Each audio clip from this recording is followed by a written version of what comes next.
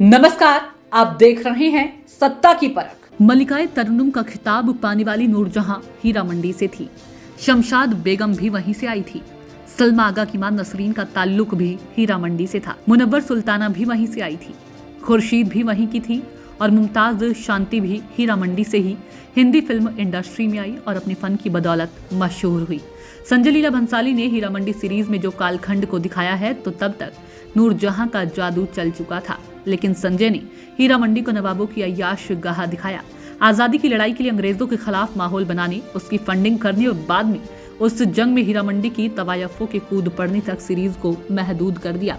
B R. Chopra ने कहा कि शुरू में एक शानदार कमेंट्री में मैं औरत हूँ दिखाई है, वैसे ही इस सीरीज में औरत के वजूद पर कुछ बहुत उम्दा कहा जा सकता था, लेकिन संजय की सारी कोशिशें सेट को भव्य से भव्यतम बनाने में खत्म हो जाती हैं। समझ में नहीं आता है कि ये शख्स सिर्फ एक शानदार सेट तैयार करवाने वाले डायरेक्टर के रूप में ही अपना नाम क्यों दर्ज करवाना चाहता है। तवायफों पर फिल्म सीरीज तक दिनादिन मुजरे के बिना सौंदर्य बोध पर चोट महसूस होती है। संजय ने ही देवदास में राह छोड़ खड़े मोहे गरबे लगाई को क्या बेहतरीन शूट किया है। देवदास ही शायद उनकी एकमात्र ऐतिहासिक फिल्मी कृति के तौर पर अपना नाम दर्ज कराएगी। ऐसा लगता है कि संजय सब कुछ दिखाने के चक्कर में मुजरे की कला और उसके शास्त्रीय पक्ष पर ध्यान ही नहीं दे पाई।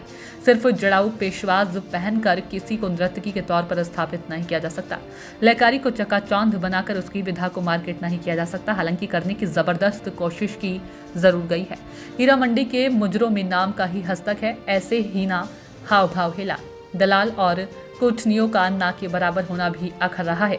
संजय सिर्फ आलमजेब और ताजगार के इश्क को शुरू से ही लेकर चले होते। पूरी सीरीज इसी के इर्द गिर्द होती है तो 5 एपिसोड में ये बेहद शानदार और जबरदस्त सीरीज बन जाती। शायद इसलिए शुरू के 3 एपिसोड देखने के लिए पेशेंस चाहिए। सब कुछ आखिर के 4 एपिसोड में है, तब शोज भी है और साज भी है। लेकिन नवाब ऐसे ही नहीं होते। नवाब छतारी और बरेली के नवाब खान बहादुर खान भी हुए हैं। जहां जिस्म का ही कारोबार होगा वहां उसकी पाकीजगी की उम्मीद बेमानी है, लेकिन इसके बावजूद हर तवायफ का एक किरदार होता है, या यूं कहे कि औरत कोई भी हो, किसी भी रोल में हो, उसका एक किरदार होता है और वो खुद में एक मुकम्मल किरदार होती है। संजय लीला भंसाली ये सब दिखाने में कामयाब रहे हैं। अंतिम डायलॉग की औरत की आज़ादी अभी बाकी है, यही संदेश दे रहे हैं। रही बात मुजरे की तो वो किसी न किसी रूप में हर तरफ दिख रहा है, देखा जा रहा है। बाकायदा खानदानी ठसक वाली तवायफें नहीं रही, लेकिन पूंजीवाद मुजरे का विस्तार कर रहा है। जगह जगह नाच गर्ल देखने को मिल जाती हैं। हीरा मंडी आदत नहीं जो छोड़ी जाए, वो किस्मत है जो छोड़ी नहीं जा सकती। मल्लिका जान हुजूर लेकिन बदली तो जा सकती है। ताजदार यही जंग चली आ रही है बरसों से। संजय लीला भंसाली ने इस सच को क्रांतिकारी एंगल देने की कामयाब कोशिश की है। बनारस, कलकत्ता और लखनऊ के कोठे आजादी की लड़ाई में इनकलाब के मतवालों की सुरक्षा कवच बने थे। इसके प्रमाण मिलते हैं, लेकिन उन पर किसी ने सेल्यूलाइड वाला काम नहीं किया। वो सब कहानियों का हिस्सा बनकर रह गए। संजय लीला भंसाली ने स्वतंत्रता संग्राम की इस हकीकत को हीरा मंडी के बहाने फिल्माया। तवायफों ने भी बनफसे नफीस इस लड़ाई में हिस्सा लिया। इस सच पर यकीन करने वाले कितने हैं? नई नस्ल से तो उम्मीद करना भी फिजूल है। इस तरह की सीरीज उनके लिए कम काम की है, लेकिन कोठों पर नौजवानों की तहजीब की दीक्षा